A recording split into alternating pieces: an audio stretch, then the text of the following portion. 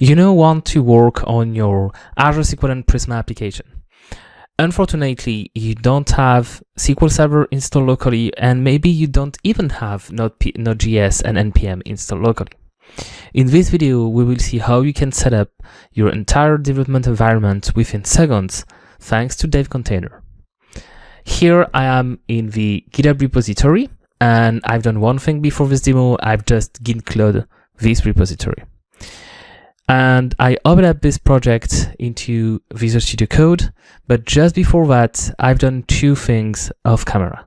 The first one, I've installed Docker Desktop on my computer, and the second one, within the Extensions tab of Visual Studio Code, I've installed the Remote Containers extension.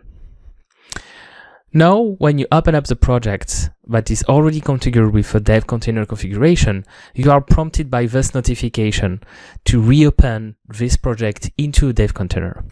If you missed that notification, don't worry, you can do this as well by clicking on this button on the status bar.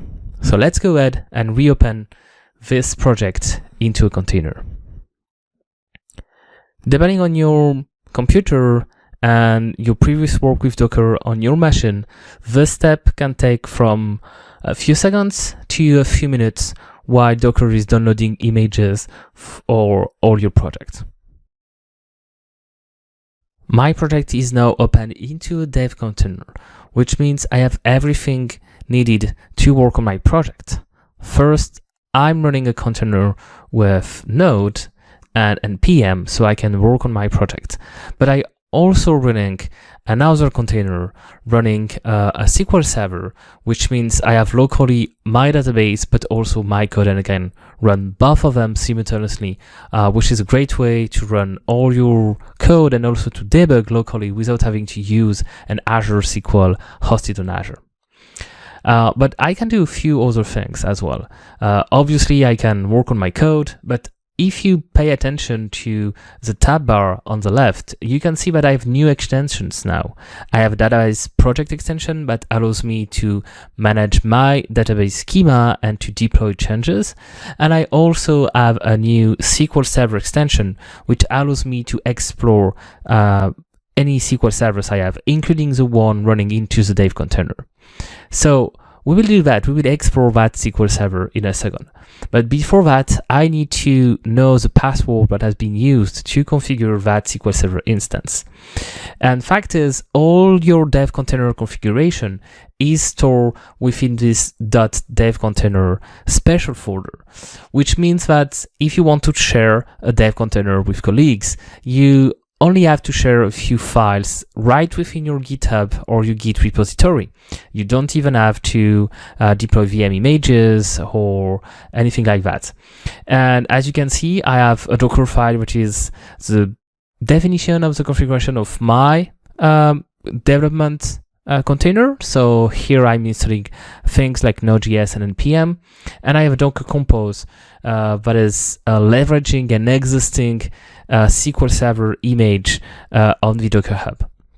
And as you can see in this file, I've configured the password for that specific SQL Server instance. So let's copy that password and let's open the SQL Server tab.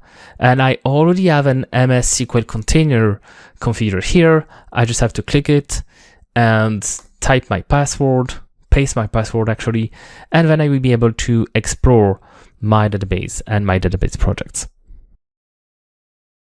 For this course, we already created the devContainer configuration for you.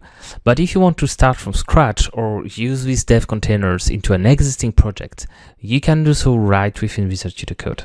The only thing you have to do is to open your new project in Visual Studio Code and go on the bottom left button, open a remote window, and then you can search for add development container configuration files.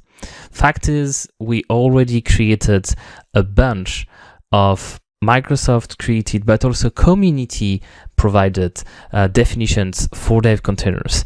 And whatever your technical stack, we can probably find an existing configuration.